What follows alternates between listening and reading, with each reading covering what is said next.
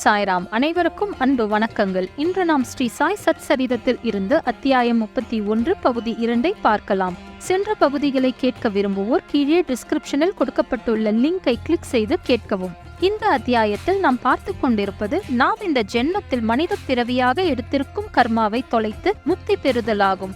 சாய்பாபா போன்ற ஞானிகள் அதை எவ்வாறு நமக்கு ஊக்குவித்து சாத்தியப்படுத்துகிறார்கள் என்பதுதான். சென்ற பதிவில் துறவி விஜயானந்த் எவ்வாறு தனது இறுதி காலத்தை சாய்பாபாவுடன் கழித்தார், எவ்வாறு சாய்பாபா அவருக்கு உதவி அவரை நற்கதி அடையச் செய்தார் என்பதை பார்த்தோம். இந்த பதிவில் மேலும் சில அடியவர்களும் அவர்களது முக்தி அடைதலையும் பார்க்கலாம்.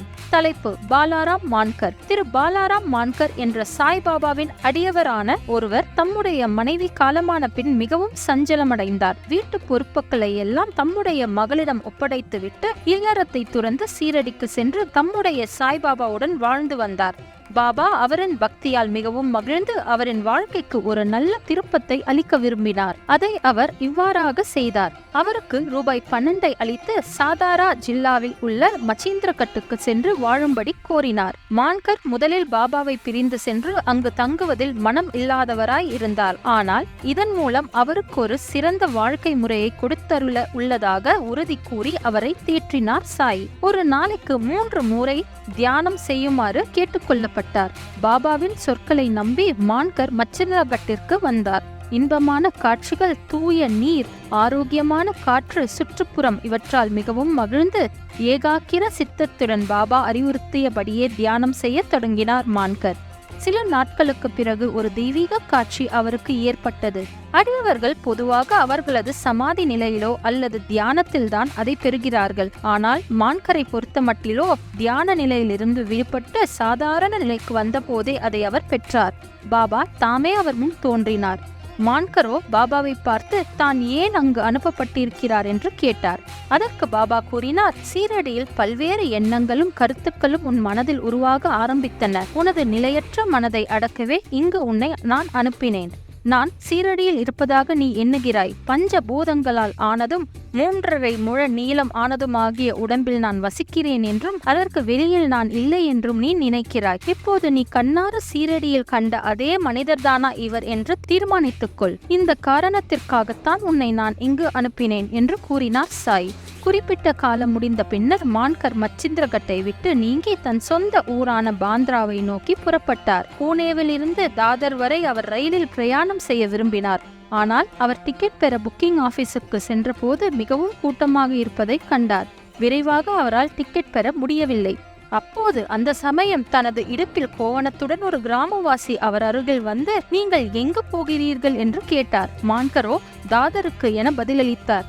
அவர், தயவு செய்து என்னுடைய தாதர் டிக்கெட்டை எடுத்துக் கொள்ளுங்கள். இங்கு எனக்கு சில அவசர வேலைகள் இருப்பதால் நான் தாதர் பயணத்தை ரத்து செய்து விட்டேன் என்று சொன்னார். மான்கர் டிக்கெட்டை பெற்றுக்கொண்டு பெருமகிழ்ச்சி அடைந்தார். பணத்தை தம் பையிலிருந்து எடுத்துக் கொண்டிருக்கும் போதே அந்த கிராமவாசி கூட்டத்தில் மறைந்து விட்டார்.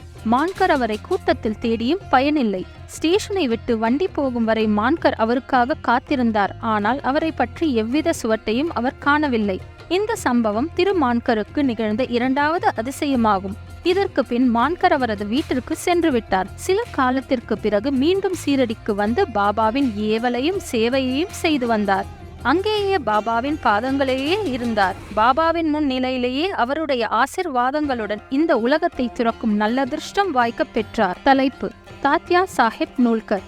தாத்யா சாஹிப் 1909ஆம் ஆண்டு பண்டரிபுரத்தில் சப் ஜட்ஜாக இருந்தார். அப்போது அங்கு மம்பலத்தாராக இருந்தவர் திரு நானா சாஹிப் ஆவார். இருவரும் அடிக்கடி சந்தித்து பேசிக் கொண்டனர். தாத்யா சாஹிப் நூல்கர் என்பவர் ஞானிகளின் மேல் நம்பிக்கை இல்லாதவர். ஆனால் நானா சாஹிப்போ ஞானிகளை விரும்பினார். சாய்பாபாவின் லீலைகளை திரு நானா சாஹிப் தாத்தா சாஹிப்புக்கு எடுத்து கூறினார். சீரடிக்கு சென்று சாய்பாபாவை பார்க்கும்படி அவரை வற்புறுத்தினார். முடிவாக 2 நிபந்தனைகளின் பேரில் சீரடிக்கு போக சம்மதித்தார் திரு தாத்யா சாஹிப். முதலாம் நிபந்தனை, ஒரு பிராமண சமையல்காரர் அவருக்கு கிடைக்க வேண்டும். 2வது நிபந்தனை, அன்பளிப்பிற்காக நல்ல நாக்பூர் ஆரஞ்சுகளை அவர் பெற வேண்டும். இவ்விரண்டு நிபந்தனைகளும் தெய்வாதீனமாக நிறைவேறின. நானா சாஹிப்பிடம் சேவைக்காக ஒரு பிராமணர் வந்தார். அவர் தாத்யா சாஹிப்பிடம் அனுப்பப்பட்டார். மேலும் தாத்யா சாஹிப் 100 அழகிய ஆரஞ்சு பழங்கள் அடங்கிய பார்சலை பெற்றார். அதை அனுப்பியவர் யார் என்று தெரியவில்லை. நிபந்தனைகள் நிறைவேற்றப்பட்டதால் தாத்யா சாஹிப் நூல்கர் சீரடிக்கு போக வேண்டியதாயிற்று. முதலில் சாய்பாபா அவரிடம் மிகவும் கோபாவேசம் கொண்டார். சில காலங்களில் திரு தாத்யா சாஹிப் படிப்படியாக தமது அனுபவங்களால் பாபா கடவுள் அவதாரமே என்று உறுதி பெற்றார்.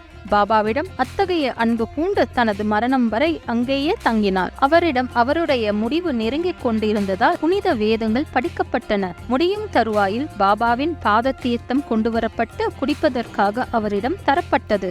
பாபா அவருடைய மரணத்தை கேள்விப்பட்டு, ஓ தாத்யா, நம்மை விட்டு சென்று விட்டார், அவர் மீண்டும் பிறக்க மாட்டார் என்றார். இந்த நிகழ்ச்சியில் இருந்து நாம் அறிய வேண்டியது, முதலில் ஞானிகள் மேல் சிறிது நம்பிக்கை இல்லாதவராய் இருந்த திரு தாத்யா சாஹிப் நூல்கர் தன் கடைசி தருவாயில் பாபாவுடன் மகிழ்ந்து இருந்து உறவாடி தன் உயிரை நல்ல வழியில் நீத்தார். இவை யாவும் பாபாவின் அருளின்றி நடக்காது. எனவே சாய்பாபா தன்னுடைய அடியவர்களை தேர்ந்தெடுத்து தன்பால் ஈர்த்து அவர்கள் என்ன நலன்கள் பெற வேண்டுமோ அதை அந்த வழிகளில் கொடுத்து கடையிறுதியில் அவர்களுக்கு நற்கதி அருளுகின்றார். இத்துடன் இந்த பதிவு முடிகிறது. மீண்டும் அடுத்த பதிவில் சந்திப்போம். ஸ்ரீ சாயியை பணிக. அனைவருக்கும் சாந்தி நிலவட்டும். ஓம் சாய்ராம். நன்றி, வணக்கம்.